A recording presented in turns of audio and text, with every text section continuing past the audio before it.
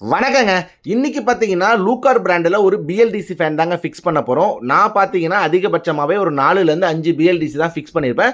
அதிலுமே வந்து line neutral வந்து நம்மளுக்கு மென்ஷன் பண்ணியிருப்பாங்க. ஏன்னா, மாத்தி குடுத்தா ஓடாதுன்ற மாரி தான் நான் கேள்விப்பட்டிருக்கேன்.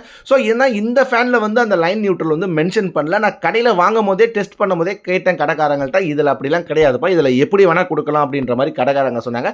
நான் ஒரு சந்தேகத்தோடயே வாங்கிட்டு வந்துட்டேன். அதேபோல இந்த ஷாஃப்ட்ல உள்ள கவர் புஷ் இருக்கு பார்த்தீங்களா, அத நம்ம ரிமூவ் பண்ணக்கூடாது. சில ஃபேன்ல குடுப்பாங்க, சில ஃபேன்ல குடுக்க மாட்டாங்க.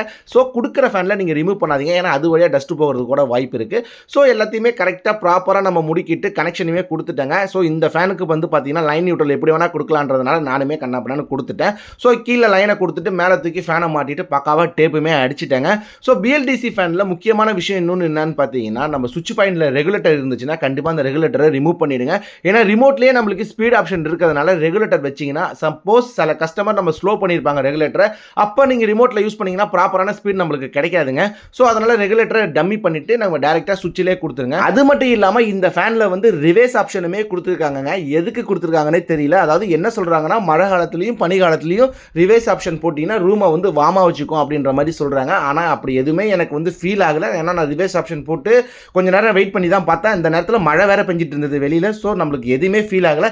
எதுக்கு கொடுத்துருக்காங்கன்னே தெரியல. உங்களுக்கு தெரிஞ்சதுன்னா கண்டிப்பா கமெண்ட்ல சொல்லிட்டு போயிடுங்க. பார்க்கலாம். இந்த ஃபேனோட பிரைஸ் உங்களுக்கு தெரிஞ்சதுன்னா கமெண்ட்ல சொல்லுங்க. நெக்ஸ்ட் எலக்ட்ரிக்கல் வீடியோ பார்க்கலாங்க. வரேங்க. பாய்ங்க.